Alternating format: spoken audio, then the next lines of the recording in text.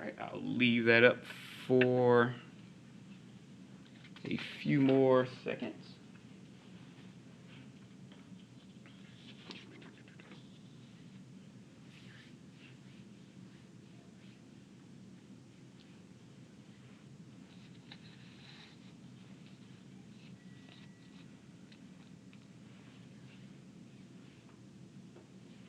Okay.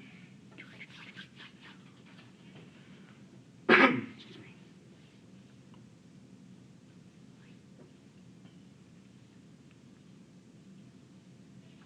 All right, looks like everyone's done writing. Okay, so now we're going to use synthetic division and what we call the remainder theorem. I might as well write out the whole word theorem.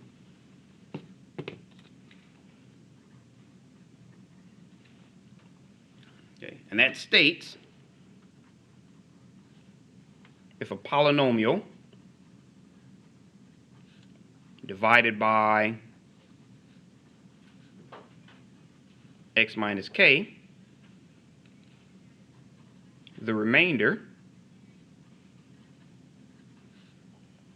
is r equals f of k. No. Yep, r equals f of k. Ready? Actually, it's f of k equals r. Sorry about that.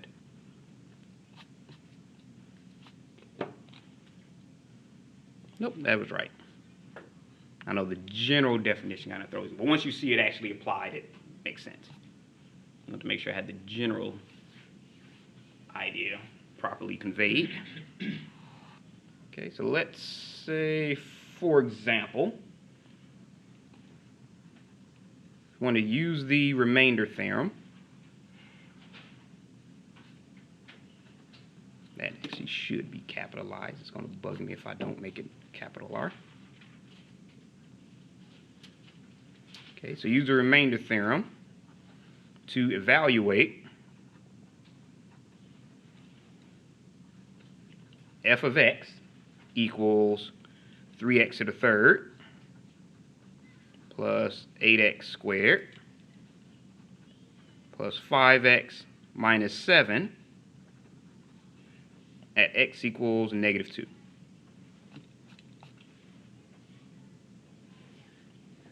Okay. So normally we just plug in negative 2 and we figure it out from there, but this specifically says use the remainder theorem to figure out basically f of negative 2. Okay. So instead of plugging in negative 2, and you have 3 times negative 2 to the third plus 8 times negative 2 squared and blah, blah, blah, blah, blah, blah, blah, blah, blah, and it's on and on. Now, we have our x equals negative 2, which is our k. And you get all of your coefficients. So you have 3, 8, 5, and negative 7. It's in descending order, so you don't have to worry about adding anything else. Okay, so remember your first one. Bring that down. Negative 2 times 3 is negative 6. You go ahead and add those together. 8 plus negative 6 is positive 2. Negative 2 times 2 is negative 4. We go ahead and add those together. 5 plus negative 4 is 1. Negative 2 times 1 is negative 2. You go ahead and add those together, which will give us negative 9 as our remainder.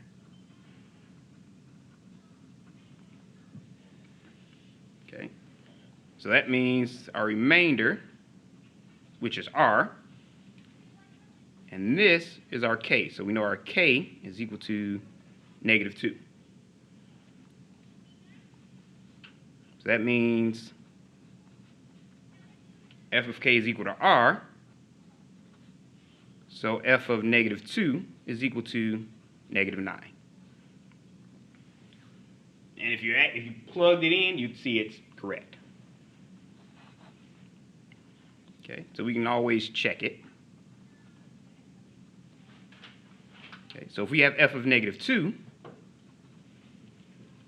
That's just 3 times negative 2 to the third plus 8 times negative 2 squared plus 5 times negative 2 minus 7. Okay, so negative 2 times negative 2 times negative 2 is negative 8, so it's 3 times negative 8 plus 8 times 4.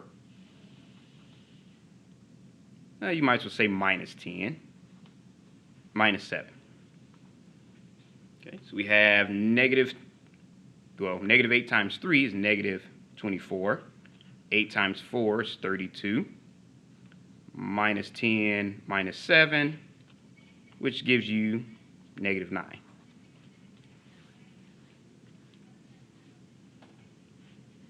Okay, so the remainder theorem is kind of a shortcut to find the function at a specific x value. Okay, so if you do see a problem on the test that says use the remainder theorem to find this, you can't just say, well, I'll do this and get the same answer, because you're not using the remainder theorem and it will be marked incorrect. So you want to actually use the remainder theorem. Okay, so any questions on that one? All right, I'll leave that up for a second.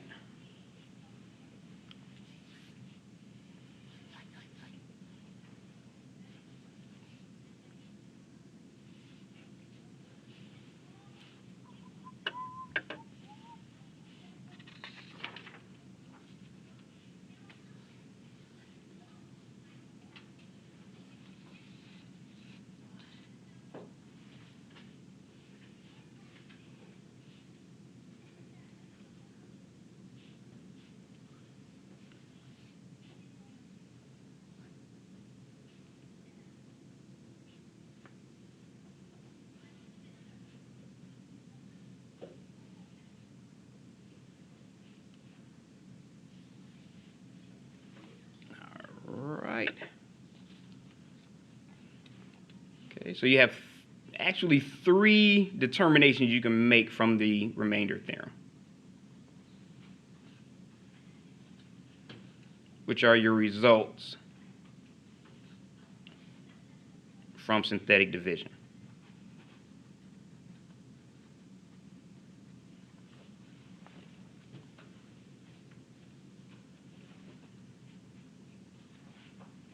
Okay, so if we have the remainder of R,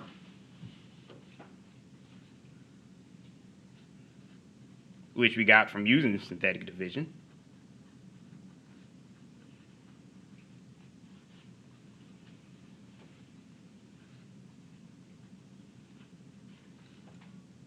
of some function f of x by some k, shows us really 3 things. Okay, the first thing we just saw earlier is that the remainder of R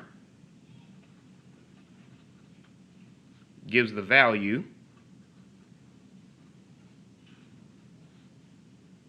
of f, let's say f of x, at x equals k, which is just another way to say that R is equal to f of k. Okay, that's what we just saw before.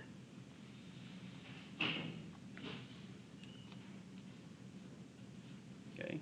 Second, if your remainder is equal to 0, then it's actually, I guess your x minus k is a factor of your function f of x. So if R is equal to 0,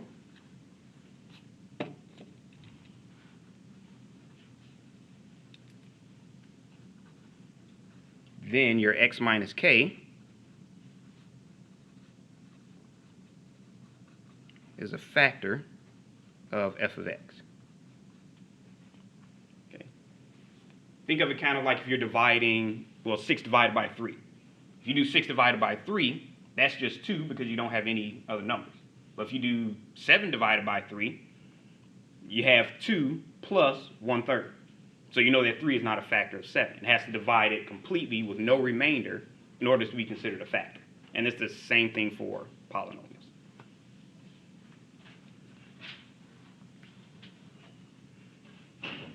Okay, and third, again, if that remainder is equal to 0, then we know that K0 is an x-intercept.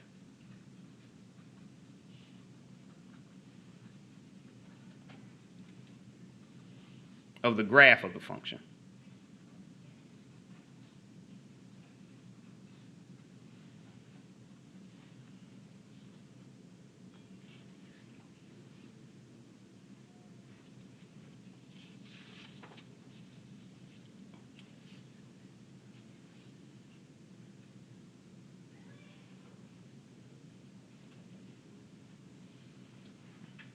All right, I'll leave that up for a few more seconds.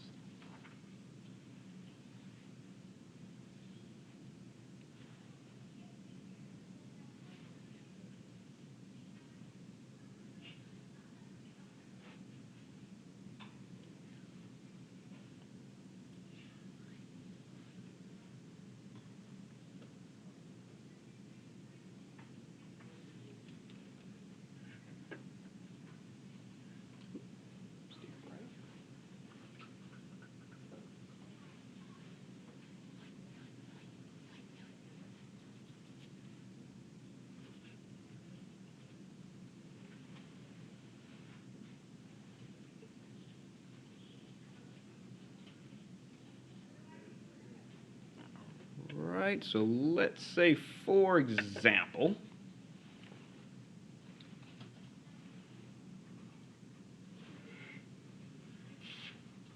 say which function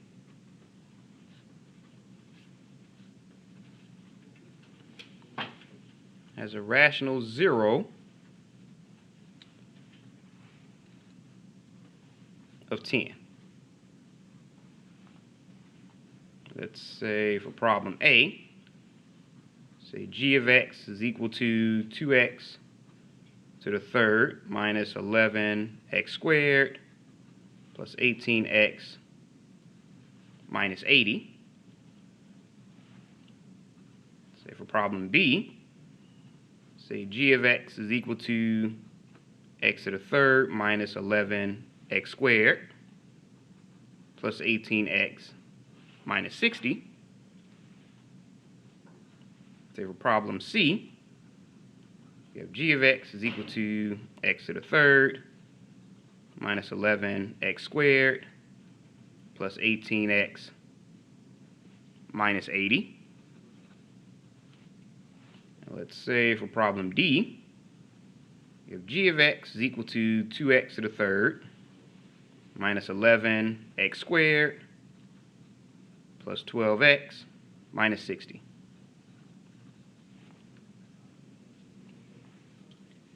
Okay, so if we had to plug in 10 for all of those, it would be kind of tiring figuring all those out. But we know if we use synthetic division and we end up with a remainder of 0, then we know that that's going to cross the x-axis, which means it's a 0, or a rational 0. Okay, so we're going to use the remainder theorem. And remember, in this case, our k is equal to 10.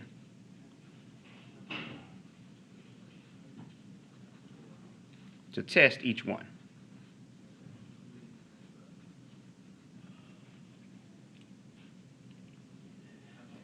Okay, bring that up a little bit.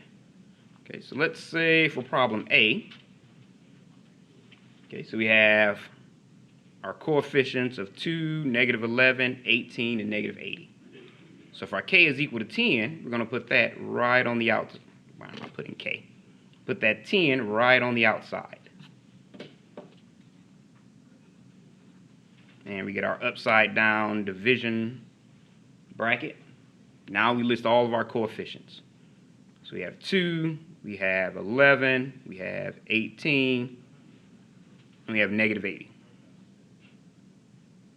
Okay, so remember, first step, you bring down that first one. which is 2. Okay, so 10 times 2 is 20.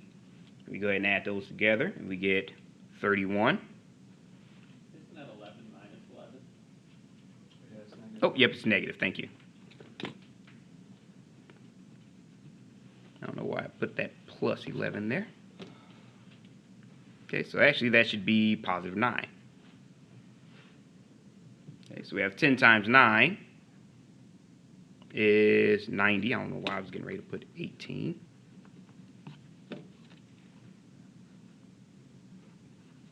Okay, and we go ahead and add them together, which gives us 90 plus 18 is 108. Okay, so 10 times 108 is 1080, and we already know that the remainder does not equal 0, so we don't have to worry about adding them together. Okay, so we know that this is not a rational 0, which means it does not cross the x-axis. Okay, so now we try for b.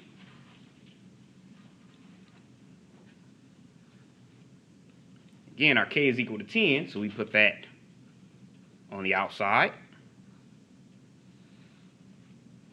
And we get all of our coefficients. So we have x to the third, which is just, in this case, 1. We have negative 11. We have 18. And we have negative 60. And we do the exact same thing. That first one goes right down. Okay, so we have 10 times 1, which is 10. We go ahead and add them together. Negative 11 and 10 is negative 1. 10 times negative 1 is negative 10. We go ahead and add those two together. 8 plus negative 10 is positive 8.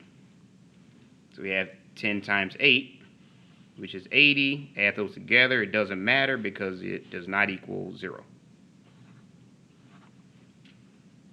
Okay. So again, we know that it's not a rational 0. It doesn't cross the x-axis.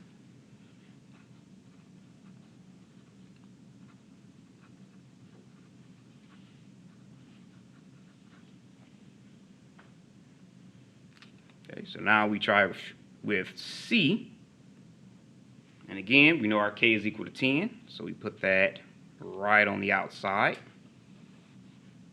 And we list our coefficients for c, which is 1, negative 11, positive 18, and negative 80.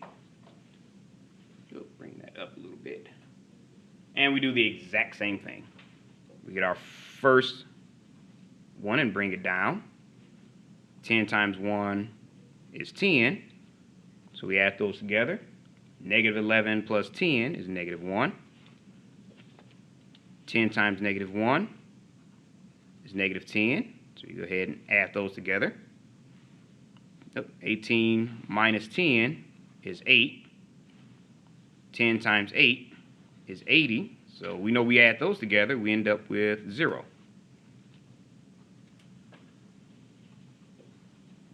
Okay, so now our remainder here is equal to 0. So that means that 10 is an actual rational 0 for problem C.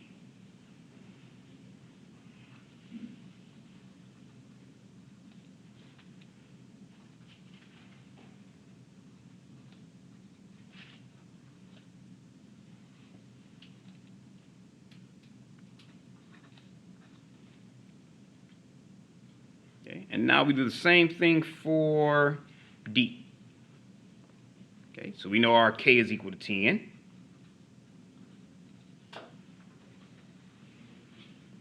Okay, and we list all of our coefficients. This is 2, negative 11, 12, and negative 60. So we have 2, negative 11, 12, and negative 60. Okay, so just like before, we bring our first coefficient down. So that 2, just go right on down.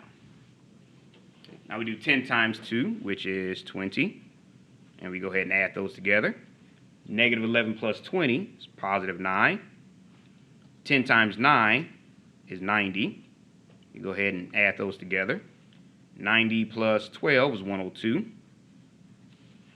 10 times 102 is 1020. We add those together. It doesn't matter because we know that the remainder does not equal 0.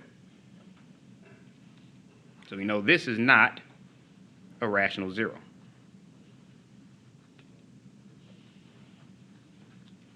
Or you can best to say 10 is not a rational 0 here. Okay, so 10 is not a rational 0. That's probably a little clearer. It doesn't say that a 0 doesn't exist, just we know that 10 is not a rational 0 of any of those except for C. Okay, so we know if we were to graph equation C, that it would cross the x-axis at 10. That's not saying that's the only spot it'll cross it, but we know for a fact that it will cross at 10. Does that make sense? All right. Okay, any questions on this one? So you can see that's a lot faster than plugging 10 into each one and trying to figure it out that way.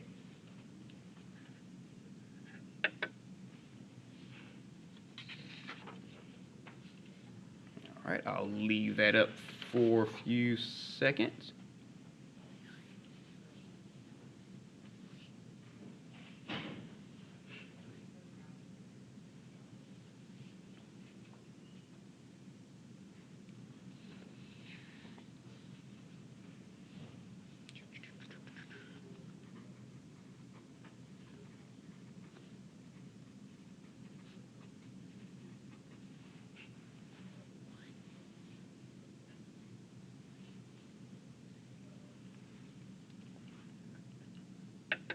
All right, so now we're going to go from the remainder theorem to the rational 0 test.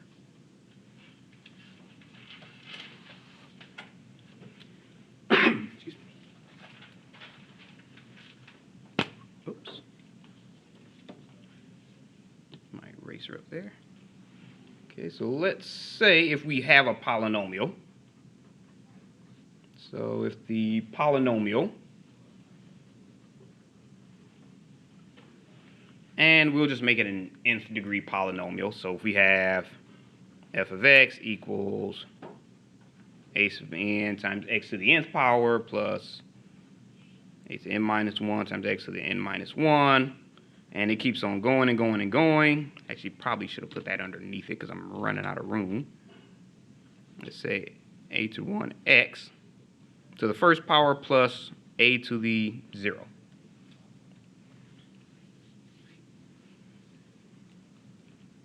Okay, so if they have actually integer coefficients,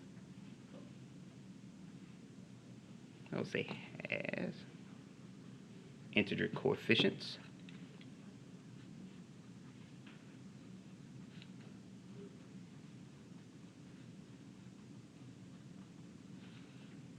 Okay, then that means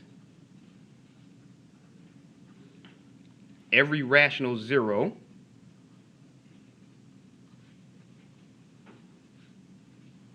of f of x has the form where if we have our possible rational zeros,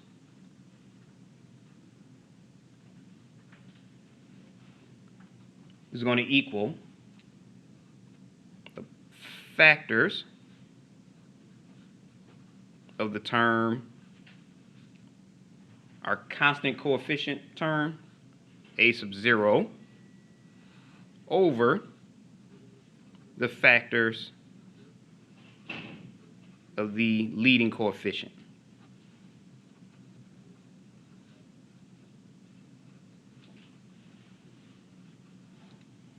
which is a sub n.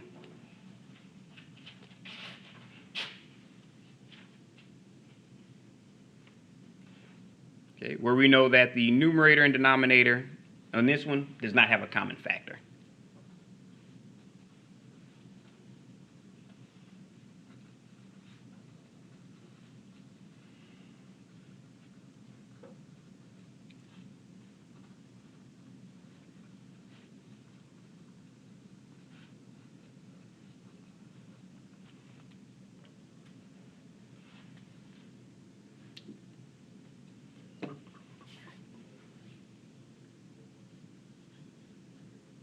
and should have enough room to work this one out.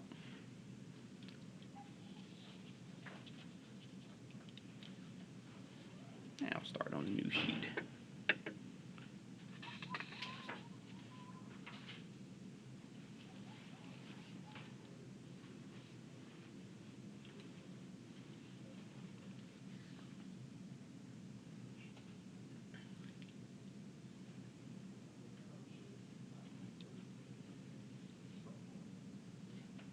What does that say? Factors of the term a sub what on in the numerator? Oh, a sub 0. Okay. Yep, that's just a constant coefficient all the way to the right. Yeah.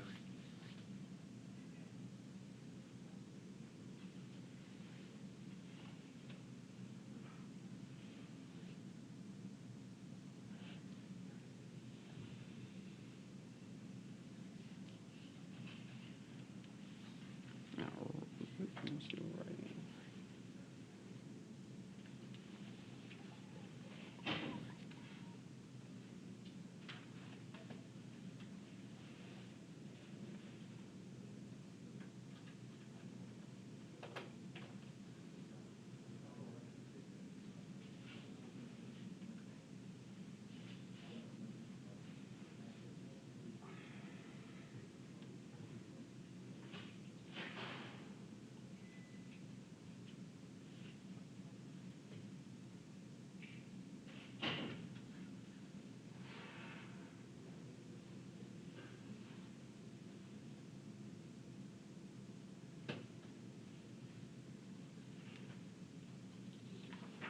And just a little hint, if you want to remember that you have the factors of a sub 0 over your lead coefficient, this kind of spells on or on.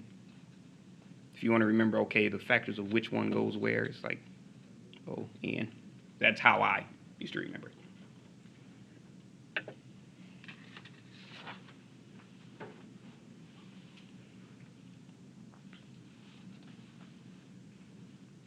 Okay, so let's say, for example, people still writing.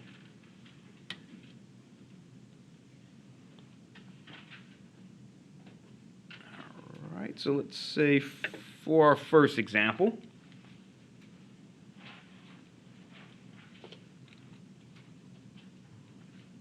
I want to find the rational zeros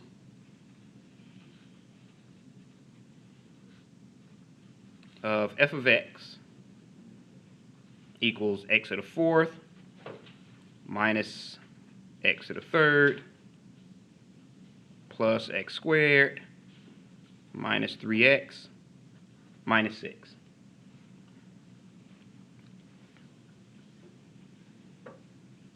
So basically we want to find out where this is equal to 0.